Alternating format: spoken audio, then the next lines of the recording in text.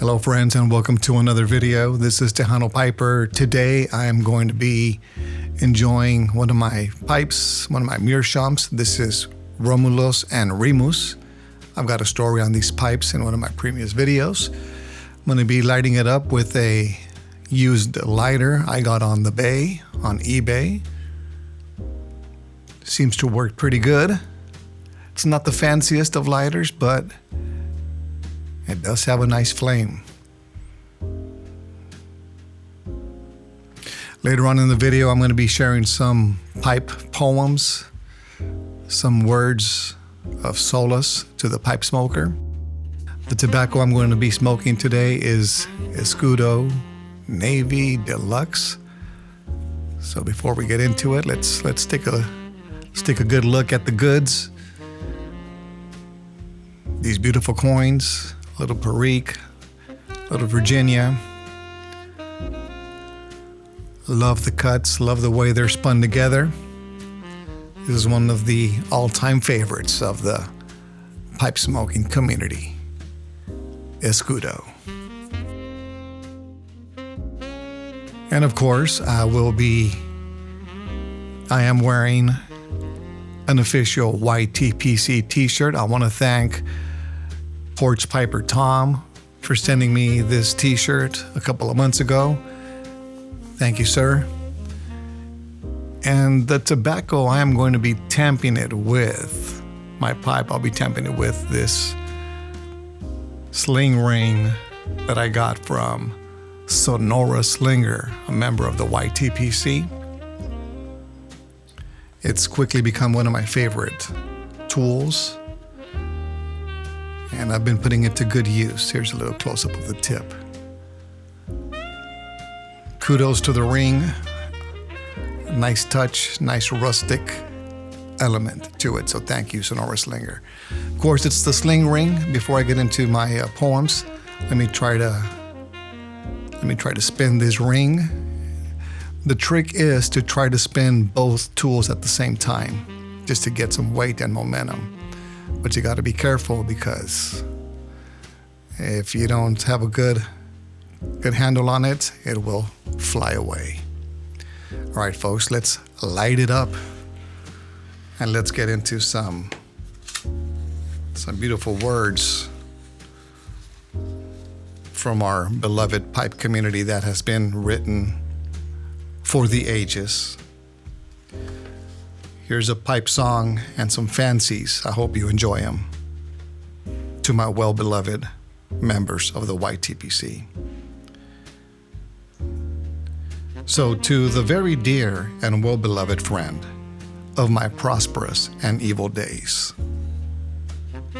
To the friend who, though in the early stages of our acquaintanceship did oftentimes disagree with me, has since become to be my very warmest comrade. To the friend who, however often I may put him out, never upsets me in revenge.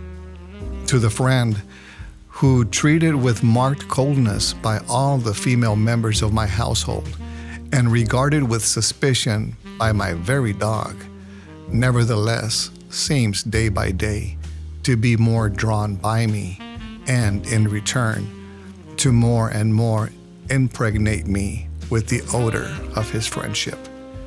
To the friend who never fails, to the friend who never tells me of my faults, never wants to borrow money, and never talks about himself.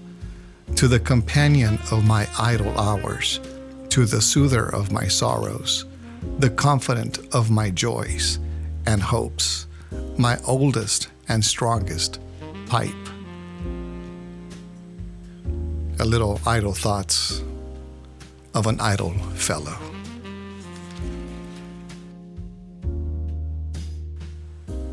Here's one of my favorites. I've read it before and I'll read it again. It's short and sweet. It's called Smokers and Jokers. I owe to smoking more or less through life the whole of my success. With trusty pipe, I'm sage and wise. Without it, I'm dull as cloudy skies. When smoking, all my ideas soar. When not, they sink upon the floor. The greatest men have all been smokers, and so were all the greatest jokers. That was from an anonymous person who wrote this poem in 1835.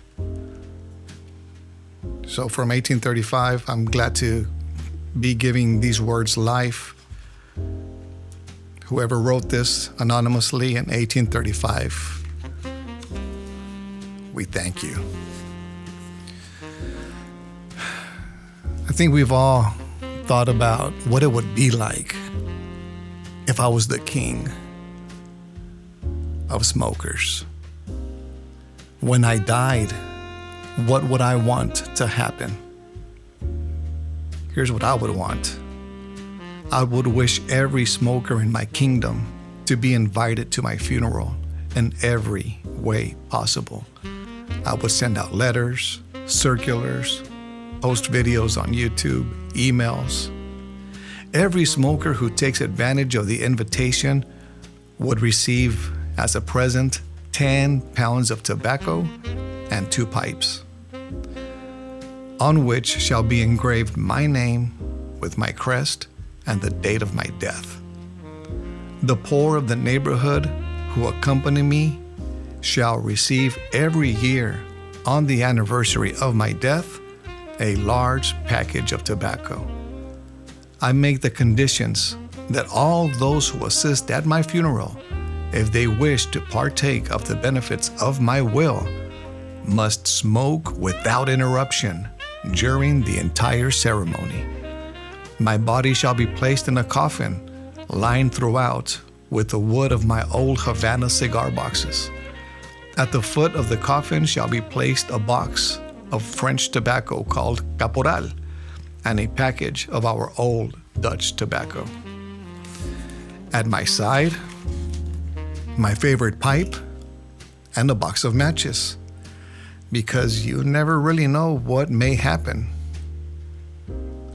So when the briar rests in the vault, all the persons in the funeral processions are requested to cast upon it the ashes of their pipes as they pass on their departure from the grounds. That was something written by Charles E. Roach in 1910, King of Smokers. And here's one more as we wrap up this video, pipe smoking video. It's about the virtues of the leaf, which is why we're here today. Considered by many the maker of good men. And the fact is, fellow member of the pipe smoking community, Squire, that the moment a man takes to a pipe, he becomes a philosopher. It's the poor man's friend. It calms the mind, soothes the temper, and makes a man patient under troubles. It has made more good men, good husbands, kind masters, indulgent fathers, and honest fellows than any other blessed thing on this universal world. That's called The Maker of Good Men by Thomas Chandler Halliburton, The Clockmaker, 1836.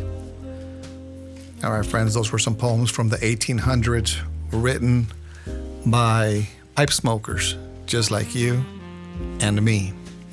So it's an honor to share this art, the virtues of the leaf, in this modern day, 2026, right here on YouTube. From papers printed, words printed in 1836 to the words spoken in 2026. I wish you all the very best. Health, wealth, love, happiness. Thank you very much for joining me in this video. We still have a couple of more minutes to go. So let's just, if you're smoking something while you watch this video, leave a comment below. Let me know what you're smoking. I like to enjoy the aroma. Just watching the smoke come to life with something that I did. I packed the pipe with tobacco, handmade pipe, hand-spun tobacco, a fire, and now we have smoke. That's pretty amazing if you ask me. And when it comes to put out a pipe, that's also a philosophy in and of itself. When a person puts out his pipe, his whole amusement was his pipe. And as there is a certain indefinable link between smoking and philosophy, yours truly, by dint of smoking, has become a perfect philosopher. It is no less strange than true that we can puff away our cares with tobacco, when without it, they remain an oppressive burden to existence. There is no composing draught like the draught through the tube of a pipe. The savage warriors of North America enjoyed the blessing before we did. And to the pipe is to be ascribed the wisdom of their counsels and the laconic delivery of their sentiments. It is also to tobacco that is to be ascribed the stoical firmness of those American warriors who, satisfied with the pipe in their mouths, submitted with perfect indifference to the torture of their enemies. From the well-known virtues of this weed arose the peculiar expression, when you irritate another, that you put his pipe out. Captain Mary, Jacob Faithful, 1834. Before I wrap it up, I just want to thank everybody who's subscribed to my channel. Thank you for helping me reach 300 subscribers. This channel is not about me, about fishing, about what I do, about what I'm doing. This is just about the pipe, smoking, and tobacco. Nothing more, nothing less.